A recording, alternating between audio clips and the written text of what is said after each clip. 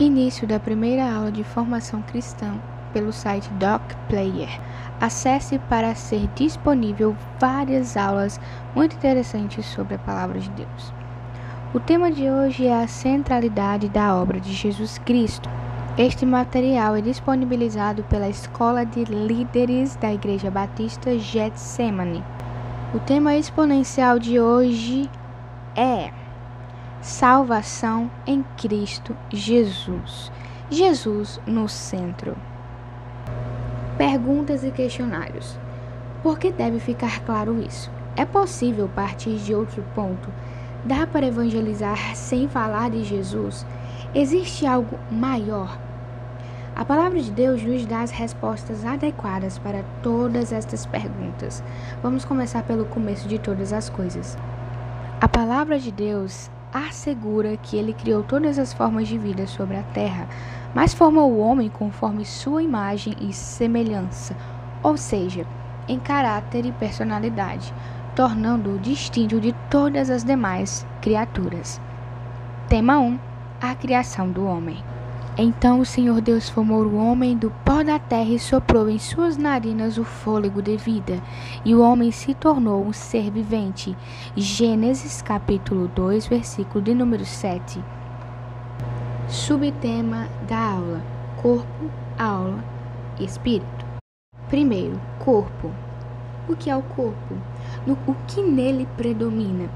O corpo é o meio pelo qual o homem se comunica com as coisas criadas através dos sentidos: visão, audição, tato, paladar e olfato.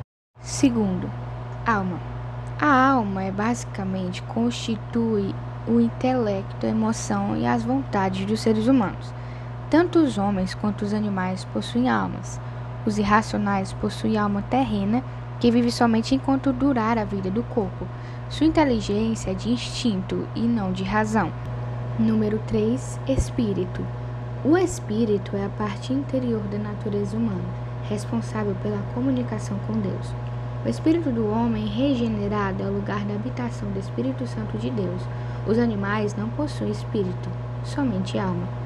Segundo tema: imagem e semelhança de Deus. A imagem divina no homem pode ser percebida nos seguintes elementos. Primeiro, parentesco com Deus, pelo sopro do fôlego de vida, lá em Gênesis 2:7. Segundo, caráter moral. Quer queira, quer não, homens, convertidos ou não, a maioria deles, é claro, tentam seguir uma ética moral imposta pela sociedade em que eles vivem. Terceiro, razão.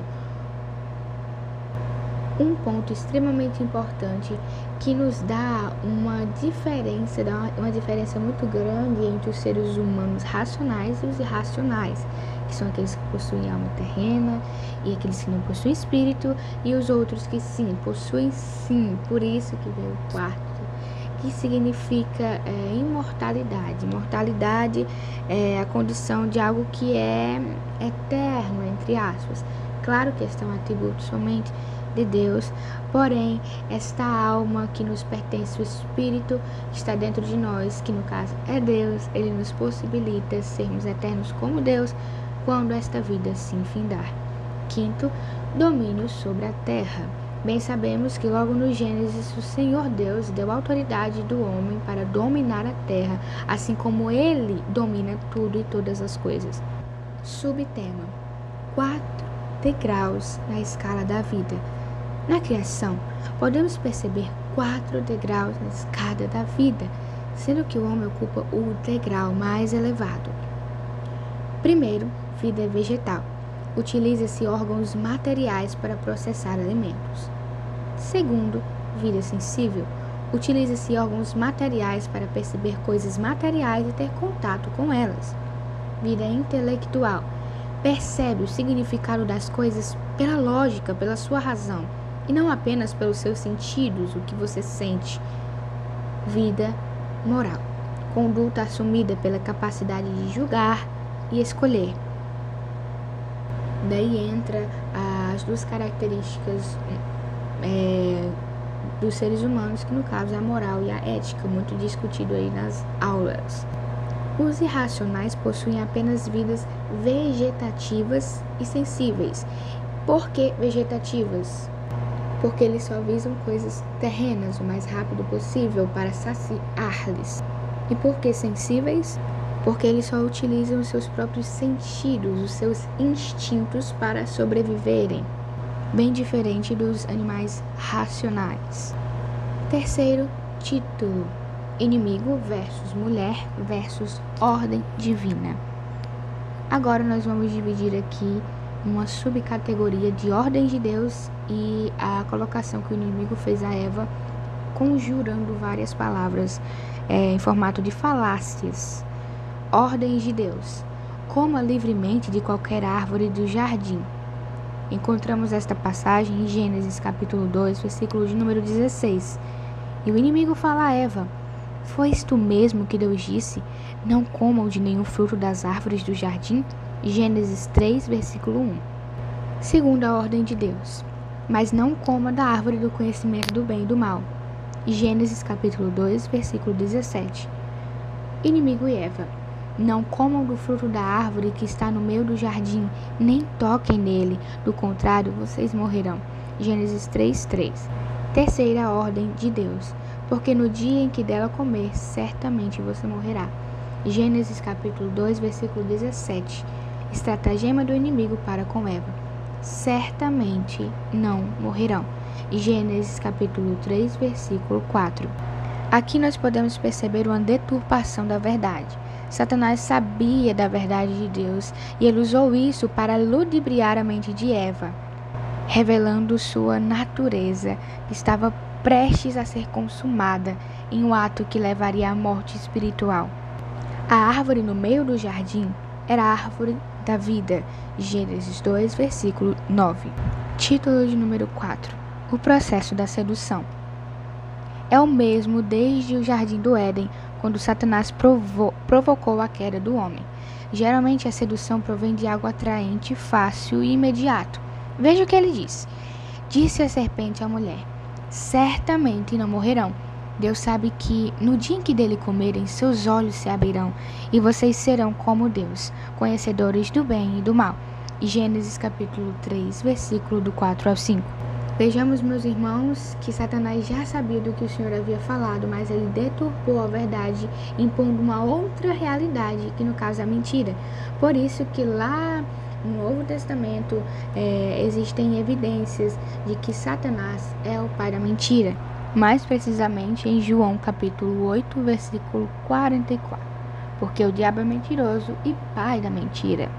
Subtítulo 1. O inimigo lançou dúvidas sobre 3 atributos de Deus para enganar e persuadir a mulher. A retidão de Deus. É certo que não morrereis. Ou seja, Deus está enganando você. Não é exatamente isso que ele quis dizer quando deu sua ordem. 2. A bondade de Deus. Ele sabe que seus olhos se abrirão. Ou seja, está escondendo de vocês algo bom. Ele não quer que sejam felizes, independentes e etc. 3. A santidade de Deus. Vocês serão como Ele. Desde então, o homem quer ser como Deus. Seja tentando comprovar fatos científicos, não que a ciência não seja uma coisa de Deus, claro que não. Mas muitos cientistas, pessoas que trabalham em ramos literários, também com aspectos filosóficos, eles sempre tentam encontrar brechas, dizendo que a sabedoria está na razão humana e não na fé, contrariando assim a vontade de Deus. E isso são estratagemas de Satanás, e ele quer impor isso nos nossos lares, em nossas casas, nas escolas, em todos os lugares, para que então estabeleça o seu reino. Mas Jesus disse que ele já pisou na cabeça da serpente e nós temos que crer sim em sua palavra, porque ela é eterna. O mundo e as suas concupiscências passam, mas a palavra de Deus permanece para sempre. Subtítulo: o processo do pecado. Também é o mesmo desde o jardim do Éden. Não há nada de original na mente das pessoas. Quando elas se deixam seduzir, o pecado as envolve totalmente. Gênesis capítulo 3, versículo 6. Observem, quando a mulher viu que a árvore parecia agradável ao paladar, era atraente aos olhos e, além disso, desejável para ela se obter discernimento, tomou do seu fruto, comeu e deu a seu marido, que comeu também. Aqui nós percebemos alguns estágios.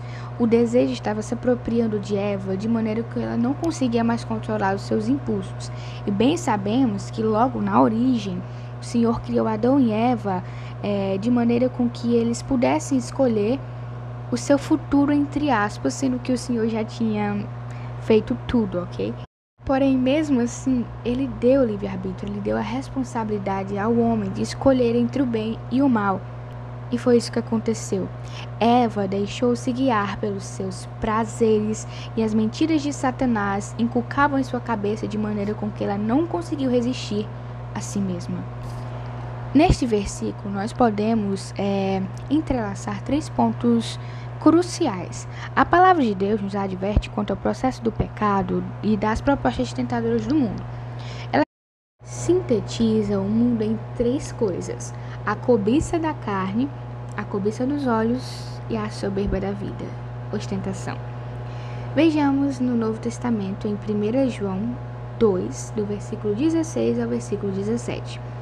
Pois tudo o que há no mundo, a cobiça da carne, a cobiça dos olhos e a ostentação dos bens, não provém do Pai, mas do mundo. O mundo e a sua cobiça passam, mas aquele que faz a vontade de Deus permanece para sempre. Primeiro que nesses versículos o Senhor está enfatizando que o mundo passa e as suas concupiscências, a carne passa, porque do pó viemos e ao pó voltaremos. Mas aquele que tem o Espírito de Deus dentro de si e quer fazer com que o Senhor seja louvado através de sua vida, este é um processo chamado de santificação. O Senhor faz grandes obras na nossa vida de maneira que nós não vivemos mais para nós mesmos, mas nós fomos crucificados junto com Jesus naquele madeiro, naquela cruz. E a palavra diz: mas aquele que faz a vontade de Deus permanece para sempre. Todos aqueles que vencem a si mesmo, claro, com a graça de Deus, porque se não fosse por ela, todos nós estaríamos em pecado até hoje, mas com a graça de Deus nós somos salvos e nos aprove Deus salvar-nos deste mundo. Glória a Deus. Subtítulo. Veja o que aconteceu. Não foi exatamente assim que aconteceu com a mulher. Ela viu que a árvore era, vamos ver os 3 pontos: agradável aos olhos, cobiça dos olhos; boa para se comer, cobiça da carne; e desejável para dar entendimento, a soberba da vida, ostentação. Então, meus irmãos, esses 3 pontos já estão enraizados na forma de ver o mundo, que é uma forma pecadora. Porém, aqueles que recebem o Espírito de Deus não são assim, bem sabemos, é claro, glória a Deus por isso. Mas esses 3 pontos são que motivam o pecado a continuar a fluir dentro de nossas almas, porque assim que o pacto com Deus foi quebrado no Jardim do Éden por Adão, toda a humanidade estava propícia às 3 vertentes distintas: agradar os olhos, agradar a carne e agradar a si mesmo, a soberba da vida. Subtítulo: e assim o pecado acontece. Cada um, porém, é tentado pela própria cobiça, sendo por esta arrastado e seduzido. Então a cobiça, tendo engravidado, dá à luz o pecado, e o pecado, após ter se consumado, gera a morte. Tiago, capítulo 1, versículo 14 ao 15. Cuidado, irmãos. A cobiça induz ao pecado, e o pecado gera morte. Subtítulo: as consequências do pecado. Primeiro, a culpa. Quem de nós, mesmo sendo servos de Deus, nunca sentiu culpa por pecar contra o Senhor? Esta é uma das evidências de que o Senhor está nos transformando e nos santificando cada vez mais. Mas não vamos aqui nos reter a nós, servos de Deus, mas vamos reter-nos a pessoas que não conhecem ainda a palavra. Mesmo não conhecendo a palavra, as pessoas têm um sentimento de culpa porque as consequências do pecado são a morte. E é exatamente isso. Não acontece apenas com nós que já servimos ao Senhor Jesus, mas também com pessoas que vivem no pecado, no lamaçal do pecado, e não conseguem se retirar de lá, só com a ajuda de Deus. Por isso que nós temos que pregar a palavra. Segundo, essa pessoa perde a comunhão com Deus. Terceiro, maldição. Quarto, morte física. Quinto, separação de Deus, morte espiritual. Sexto, sacrifício de um inocente. E sétimo, a promessa do descendente redentor. Lá em Provérbios, capítulo 14, versículo 9, está escrito: os insensatos zombam da ideia de reparar o pecado cometido, mas a boa vontade está entre os justos. Aqui está falando da santificação que o Senhor opera nas nossas vidas. Os justos, aqueles que buscam ao Senhor, não querem pecar, porque a sua consciência, ela está lá. A consciência, ela vem junto com o Espírito Santo de Deus, nos mostrando que aquilo não provém do Espírito Santo, não provém do Senhor, dos seus mandamentos, do seu amor e da sua lei. Então aquilo inculca em nossas cabeças para que nós não façamos mais, peçamos perdão a Deus. Porém, os insensatos zombam da ideia de reparar o pecado cometido e ficam cometendo o tempo inteiro e acham que aquilo não é pecado. Essa é a diferença. Santo significa separado. E agora vamos entrar para o próximo subtítulo: a resposta de Deus à queda. Primeiro, Deus disse que no dia em que o homem comesse do fruto, certamente ele morreria, morte espiritual. Segundo, a morte que ocorreu naquele dia no jardim do Éden foi morte espiritual, separação de Deus. Esta morte afetou toda a criação, pois bem sabemos que somos descendentes de Adão e Eva, então todos nós temos o pecado enraizado em nossa carne. E terceiro, no mesmo instante que Deus proferiu o juízo pelo pecado, ele dava provas de seu grande amor pelo homem, o descendente da mulher que feriria a cabeça da serpente. Nós encontramos esta passagem em Gênesis capítulo 2, versículo 15, anunciando desde o início que o nosso Redentor Jesus Cristo estaria aqui por nós, morreria, seria ressuscitado e reinaria para todo sempre, e assim faria a distinção do justo e não justo, aquele que tem o Espírito de Deus e aquele que não tem. Então, irmãos, a partir da queda houve uma separação.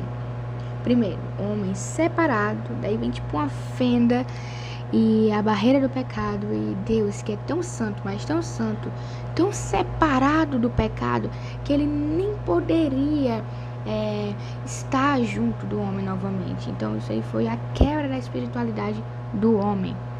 Próximo subtítulo: a universalidade do pecado. Da mesma forma que herdamos a semelhança de Adão, natureza física, mental e espiritual, herdamos também sua natureza pecaminosa que afetou todas as demais áreas. Primeiro, poderíamos pensar que isso nos coloca em posição de desvantagem. Afinal, quem errou foi Adão. E o que eu tenho a ver com isso? Se o pecado igualou os homens, a graça também os igualou. Se a incredulidade igualou os homens, a fé também os igualou. Agora vamos abrir nossas Bíblias em Romanos capítulo 11, versículo 32. Pois Deus colocou todos sob a desobediência para exercer misericórdia para com todos. Glória a Deus. Agora vamos para o mesmo subtítulo: a universalidade de Cristo, a salvação pela fé. Só que ele está emendado esse subtítulo aqui, tá? Então, primeiro, nós estávamos simplesmente mortos espiritualmente e não tínhamos nada para oferecer a Deus, porque a única coisa que nós sabíamos fazer era pecar. Então, o Senhor estava tão longe de nós, porque Ele é tão santo que não tínhamos comunicação com Ele. Segundo, Deus nos amou. Deus nos amou primeiro, sabe aquela frase, né? Oh, glória. E por isso Ele providenciou um método sem depender de nenhuma ajuda do homem, porque o homem nunca seguiria o caminho reto novamente. Terceiro, o homem não podia fazer ou pagar nada. Então Deus fez a obra redentora baseada na graça. E graça significa favor imerecido. Nós, seres humanos, não merecíamos, mas mesmo assim, Deus nos reconciliou através de Jesus. Aleluia! Então, o homem que estava separado, como eu estava falando no outro título, então, há uma barreira que divide o homem e Deus, e esta barreira se chama pecado.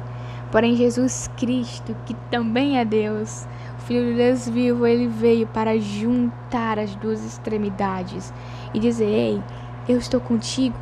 Eu sou o bom pastor, e o bom pastor dá a vida pelas suas ovelhas. Jesus Cristo, mesmo sendo Deus, esvaziou-se e deu a vida por cada um de nós, para provar mais uma vez o seu amor e a sua fidelidade para com nós. mesmo nós ainda sendo pecadores. Vocês estavam mortos em suas transgressões e pecados.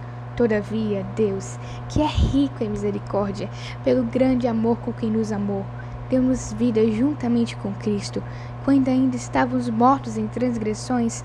Pela graça vocês são salvos.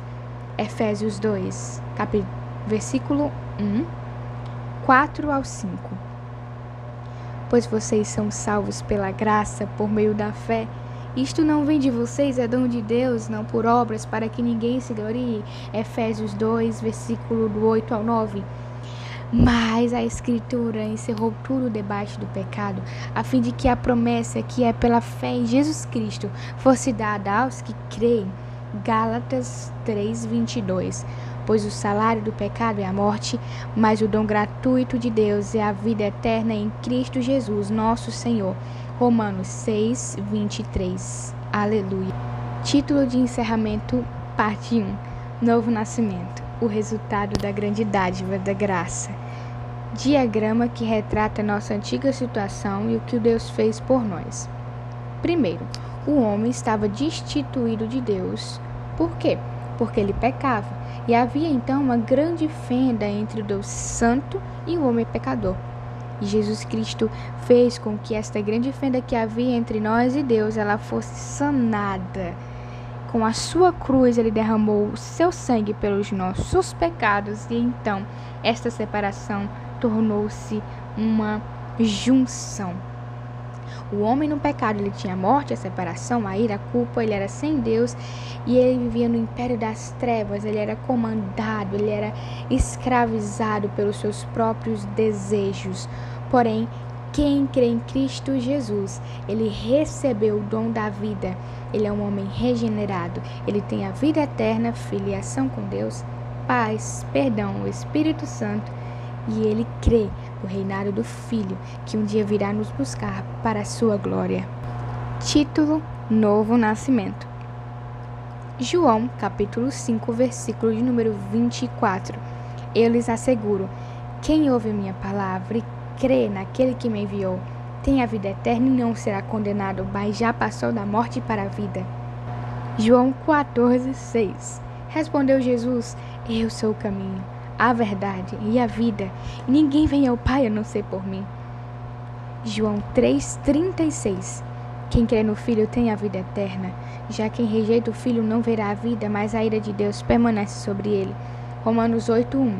Portanto, agora já não há condenação para os que estão em Cristo Jesus, pois Cristo os libertou dos nossos pecados. Glória a Deus. A partir dele nós conseguimos ter uma vida renovada pelo Espírito Santo de Deus. Subtítulo do Novo Nascimento.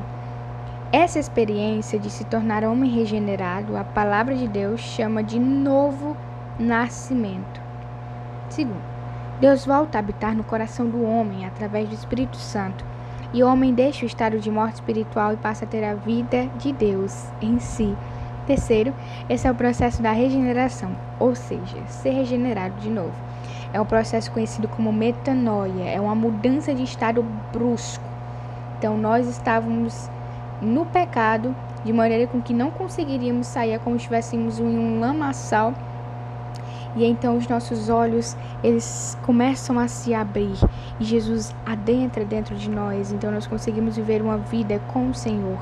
Glória a Deus. Novo Nascimento, parte 3. Deus não remenda, recicla ou reforma o bem. Deus gera novamente um homem. Ele não quer apenas que você mude algumas coisas. Ele quer que você nasça de novo. A expressão nascer de novo na Bíblia significa você ser regenerado. Eis que tudo se faz novo. 2 Coríntios, capítulo 5, versículo 17, vem dizendo: portanto, se alguém está em Cristo, é nova criação. As coisas antigas já passaram e eis que surgiram coisas novas. Final. Efésios, capítulo de número 2, versículo do 8 ao 9. Pois vocês são salvos pela graça, por meio da fé. Isto não vem de vocês, é um dom de Deus, não por obras, para que ninguém se glorie. A paz, irmão. Que o Senhor Jesus Cristo possa habitar em nossos corações, para que então nós possamos ver a refulgente glória da nossa salvação por meio de Cristo Jesus. Vamos orar agora. Senhor Deus, Pai eterno e soberano, que agora, meu Pai, neste momento em nossas vidas, que o Senhor possa fazer uma obra de regeneração. Meu Pai, bem sabemos que para nós é impossível, pois a fé é um dom que o Senhor nos proporciona.